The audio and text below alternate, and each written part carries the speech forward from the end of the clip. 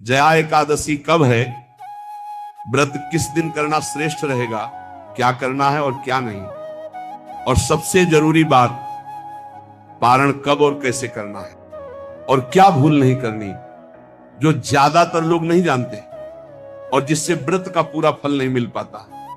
आइए जानते हैं जया एकादशी का महत्व। माघ मास अपने आप में अत्यंत पुण्य देने वाला महीना है, और जब इसी माघ मास में शुक्ल पक्ष की एकादशी आती है तो उसे जया एकादशी कहा जाता है। शास्त्र कहते हैं जो व्यक्ति इस दिन विधि विधान से व्रत करता है उसके पाप नष्ट होते हैं और जीवन में विजय प्राप्त होती है। इसी कारण इसे विजय दिलाने वाली एकादशी कहा गया है। अब सबसे महत्वपूर्ण प्रश्न, जया एकादशी कब है? जया एकादशी की तिथि प्रारंभ 28 जनवरी बुधवार शाम 4:35 बजे, एकादशी तिथि समाप्त 29 जनवरी गुरुवार दोपहर 1:55 बजे। उदय तिथि के अनुसार व्रत 29 जनवरी गुरुवार को किया जाएगा। आइए अब जानते हैं व्रत कैसे करें। जया एकादशी का व्रत दशमी तिथि से ही शुरू हो जाता है। जया एकादशी अचानक सुबह उठकर शुरू नहीं होती।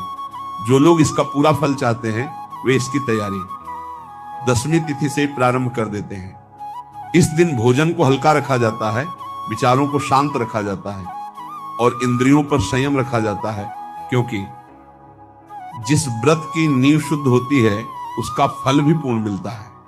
इसलिए दशमी के दिन ध्यान रखें, एक वक्त भोजन करें, मांस, मदिरा, प्याज, लहसुन से दूरी रखें, ब्रह्मचर्य का पालन करें। अब आता है एकादशी का वास्तविक दिन। इस दिन का उद्देश्य सिर्फ भूखा रहना नहीं, बल्कि मन, वाणी और कर्म तीनों को भगवान के चरणों में अर्पित करना होता है। इसीलिए इस दिन अन्न से दूरी रखी जाती है, क्रोध और विवाद से बचा जाता है और भगवान विष्णु का स्मरण किया जाता है। जो लोग दूध, फल या जल पर रहते हैं वे अपनी सामर्थ्य के अनुसार करते हैं।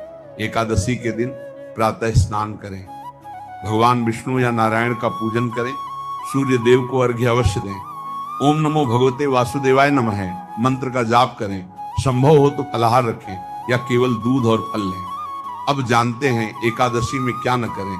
चावल और अन्न का सेवन न करें, झूठ, क्रोध और कलह से बचें। याद रखिए एकादशी केवल भूखा रहने का व्रत नहीं, बल्कि मन और विचारों की शुद्धि का व्रत है।